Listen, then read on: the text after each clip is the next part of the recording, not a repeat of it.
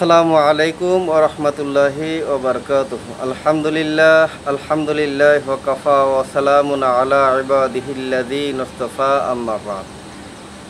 সম্মানিত দিনদার ভাই বোনের, আজকে আবারও একটি সুন্দর ভিডিও নিয়ে উপস্থিত হলাম। আজকের ভিডিওটি যাদের দৃষ্টিশক্তি খুবই কম, পাশাপাশি চোখে ছানি পড়েছে, তাদের জন্য আজকের এই আমলটি। ভিডিওটা দেখার আগে একটা লাইক এবং সাবস্ক্রাইব করে নিন। ভিডিও না টেনে সুন্দরভাবে দেখতে থাকুন, অবশ্যই আপনার উপকার আসবে। জি, সম্মানিত দিনদার ভাই বোনের, আজকের ভিডিওটি খুবই গুরুত্বপূর্ণ। এই জন্য গুরুত্বপূর্ণ, চক্ষুটা আল্লাহ তাআলার একটি নিয়ামত। যাদের চক্ষু নাই তারা বোঝে যে চক্ষুর কি মর্যাদা। আমাদের চক্ষু আছে, কিন্তু আমরা চোখের যত্ন নেই না, চোখের মর্যাদা এটা বুঝি না। আল্লাহ তাআলার যে নিয়ামত, আল্লাহর শুকরিয়া আদায় করা দরকার, এগুলো আমরা পার্থিপক্ষে শুকরিয়া আদায় করি না। দেখা যায় অনেক শিশু আছে, অনেক বয়স্ক মা বোন ভাই বেরাদার আছে, যাদের চোখের পাওয়ার নাই, তারা বোঝে যে চোখের কি মর্যাদা। যাদের চক্ষু একবারে অন্ধ, তারা বোঝে যে চোখের কি মর্যাদা।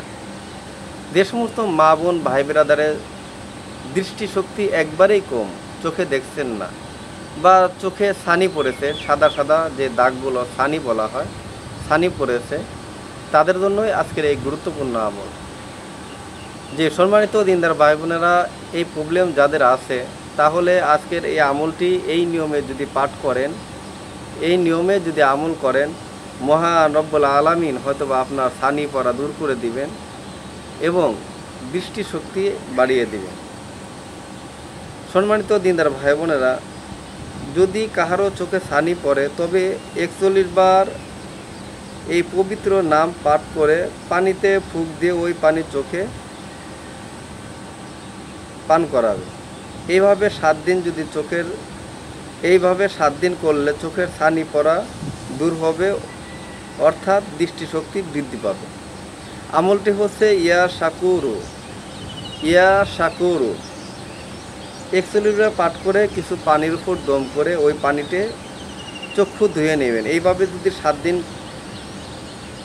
আমল করেন, তাহলে চোখের ছানি পড়া দূর হয়ে যাবে এবং দৃষ্টিশক্তি আল্লাহ রাব্বুল আলামিন বাড়িয়ে দেবেন।